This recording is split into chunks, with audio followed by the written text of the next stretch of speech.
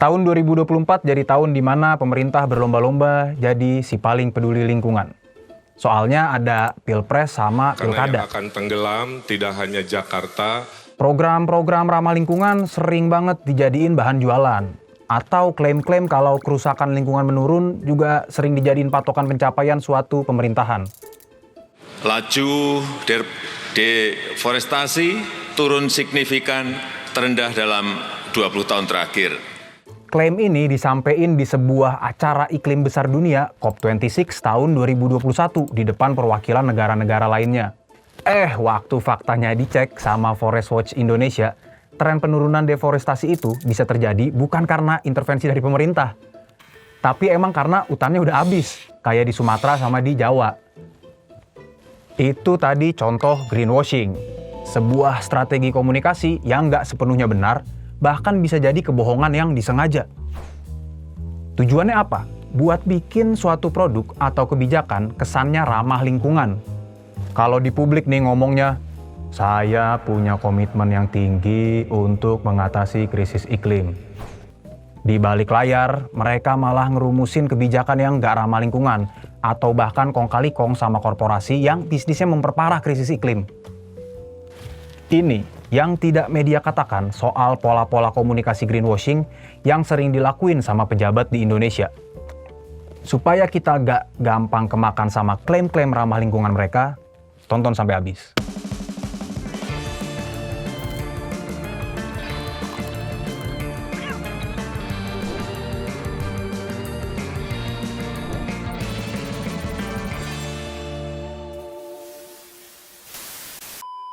Greenwashing ini awalnya sebenarnya bentuk strategi marketing perusahaan buat membangun citra yang ramah lingkungan, tapi nggak sesuai dengan realitanya. Harapannya produknya jadi lebih banyak dibeli orang karena nggak merusak lingkungan. Ternyata pencitraan macam ini tuh berhasil, guys. Nielsen pernah bikin survei soal ini, dan hasilnya 66% konsumen global rela membayar lebih buat produk yang ada label ramah lingkungannya. Stempel hijau nih ternyata menjual, guys. Nah, pada perkembangannya, strategi greenwashing juga dipakai oleh para pejabat termasuk di Indonesia. Rumusnya gini nih, pernyataan yang disampaikan ke khalayak berkontradiksi dengan kebijakan yang dibuat. Makanya ini disebut juga sebagai environmental doublespeak, atau permainan bahasa yang membuat kebohongan terdengar seperti kebenaran dan secara efektif menyamarkan realitas sebenarnya. Dalam masa pemerintahan Jokowi, pemerintah seringkali menegaskan komitmen Indonesia untuk mengatasi krisis iklim di forum-forum hijau skala internasional. Tapi mereka juga aktif menjalankan kebijakan-kebijakan yang bertolak belakang. Misalnya nih ya, program food estate yang awalnya buat jadi solusi atas krisis pangan tahun 2020. Hutannya udah pada habis dibabat buat nanam tanaman pangan, tapi proyeknya malah terbengkalai. Pemerintah nih juga ngasih kewenangan ormas buat mengelola pertambangan. Kebijakan ini bisa berdampak pada kegiatan pertambangan yang lebih gak berkelanjutan karena minimnya pengalaman dan kepakaran ormas buat ngehandle pertambangan. Kalau mau disebutin contohnya banyak sih ya, tapi satu lagi. Kebijakan ekspor pasir laut misalnya, yang baru diperbolehkan Jokowi setelah 20 tahun dilarang. Ini bakal dibahas lebih lanjut di bagian berikutnya ya, guys.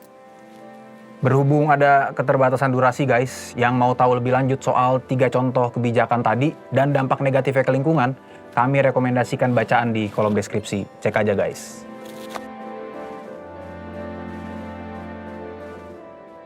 Oke, sampai sini udah banyak ya buktinya kalau pemerintah Indonesia juga menerapkan strategi greenwashing saat berkampanye. Pola komunikasinya macam-macam.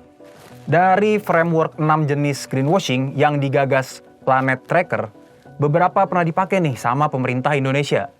Yang pertama, ada green lighting. Istilah apa lagi nih?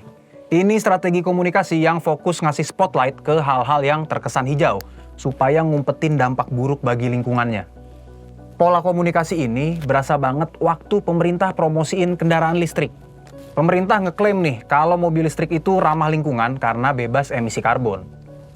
Kendaraan listrik juga katanya akan membantu kita keluar dari ketergantungan terhadap bahan bakar fosil.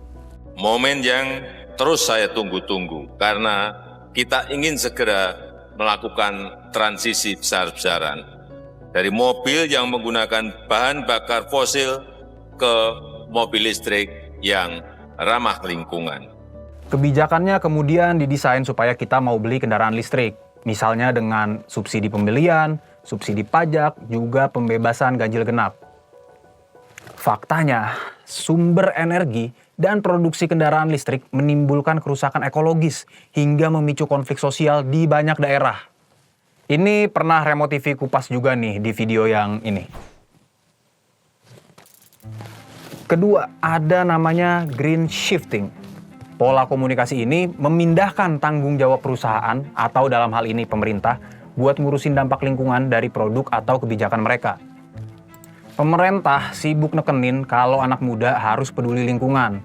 Pemerintah juga sering bilang kalau anak muda punya kuasa buat neken produsen biar lebih ramah lingkungan juga. Ya sebenarnya dua-duanya nggak salah sih. Aksi individual juga punya pengaruh, tapi intervensi dari pemerintah pasti lebih berdampak dong. Padahal kan pemerintah ya yang punya otoritas dan juga sumber daya untuk bikin regulasi yang ngatur perusahaan-perusahaan supaya merhatiin dampak lingkungan mereka. Tapi kalau pemerintahnya mau ya. Pola komunikasi berikutnya ada green labeling. Ini adalah praktik yang melabeli sesuatu sebagai ramah lingkungan, tapi kalau ditelaah lagi sebenarnya misleading. Contohnya di kasus pembukaan keran ekspor pasir laut. Mantan presiden kita semua, Jokowi, kekeh banget bilang kalau yang diekspor itu adalah sedimentasi yang ganggu jalan pelayaran kapal. Ini katanya nih, sekali lagi bukan pasir laut. Kalau diterjemahkan, pasir beda loh ya.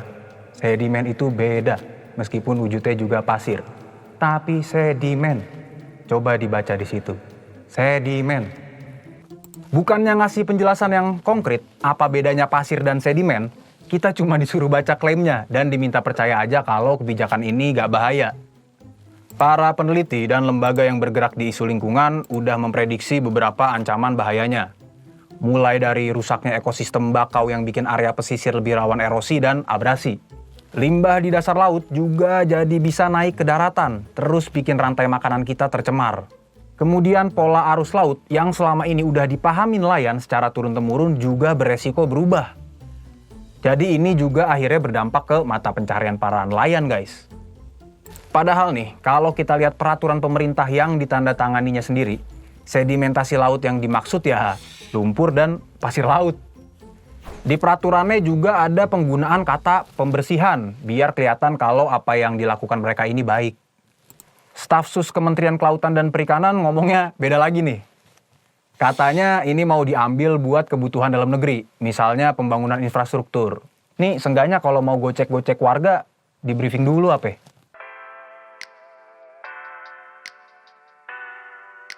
Sampai sini mungkin kalian ada yang mikir nih, emang greenwashing seberbahaya itu ya, sampai pelakunya harus kita call out satu persatu?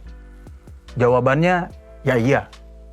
Pertama, dalam konteks komunikasi, greenwashing bisa menyesatkan cara kita memandang isu lingkungan dan penanganannya. Akhirnya apa? Kita bakal kesusahan dalam mengawasi kebijakan terkait lingkungan. Dan dengan ngasih informasi yang separuh benar, atau bahkan nggak benar sama sekali, pemerintah kesannya udah berusaha semaksimal mungkin dalam usaha mengatasi krisis iklim. Kalau udah gitu, biasanya mereka ngapain? Iye, ngelempar tanggung jawab ke kita-kita selaku warga. Implikasi kedua nih guys ya. Dalam konteks realnya, greenwashing nggak akan mengatasi krisis iklim, tapi justru memperparah. Kenapa? Karena greenwashing pada dasarnya pencitraan yang nggak akan nyentuh akar permasalahannya sama sekali. Jadi nih guys ya, kalau ada pejabat yang kasih janji-janji manis, mending di cross-check dulu deh. Cek tuh narasi-narasi tandingannya. Karena isu lingkungan ini emang kompleks dan lebih sulit dimengerti. Tapi ada kok ahli dan peneliti yang bisa kita jadikan acuan.